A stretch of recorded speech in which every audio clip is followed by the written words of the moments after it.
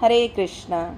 हमारे इस 12 ज्योतिर्लिंग की सीरीज़ में कल आपने भगवान सोमनाथ ज्योतिर्लिंग की स्थापना की कथा सुनी। इसी सीरीज़ को आगे बढ़ाते हुए आज मैं आपके साथ द्वितीय ज्योतिर्लिंग मल्लिकार्जुन की कथा को शेयर करती हूँ। यह ज्योतिर्लिंग आंध्र प्रदेश श्रीशैलम नामक स्थान पर स्थित है। शिव पुराण में इस ज्योतिर्लिंग का उल्लेख मिलता है। इसकी कथा इस प्रकार है।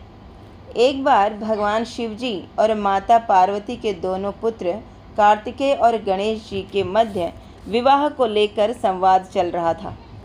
इसके निवारण के लिए दोनों माता पिता के पास पहुँचे। तब शिव जी ने कहा, तुम दोनों में से जो भी संपूर्ण पृथ्वी की परिक्रमा करके यहाँ सबसे पहले आएगा, उसी का विवाह पहले होगा। यह सुनते ही कार्तिकेय जी अपने मोर पर सवार होकर पृथ्वी की परिक्रमा करने के लिए निकल गए और श्री गणेश जी, जिनका वाहन चूहा है, भला वो इतने कम समय में कैसे पृथ्वी की परिक्रमा कर सकते थे। गणेश जी बुद्धि के सागर हैं। उन्होंने कुछ सोच विचार किया और फिर अपने माता पिता को एक आसन पर बैठने को कहा। फिर गणेश जी ने माता पिता की 7 बार परिक्रमा की।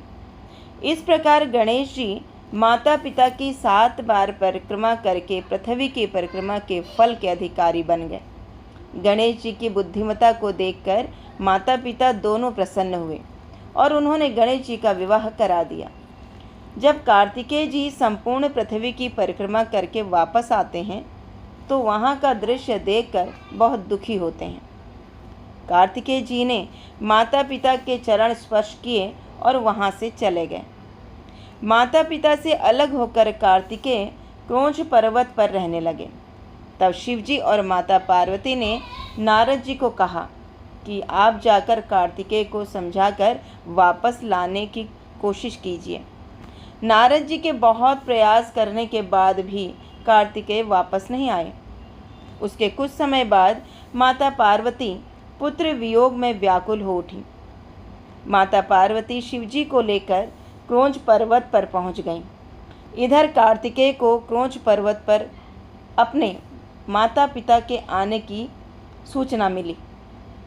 कार्तिकेय वहां से 12 कोस यानी कि 36 किलोमीटर दूर चले गए।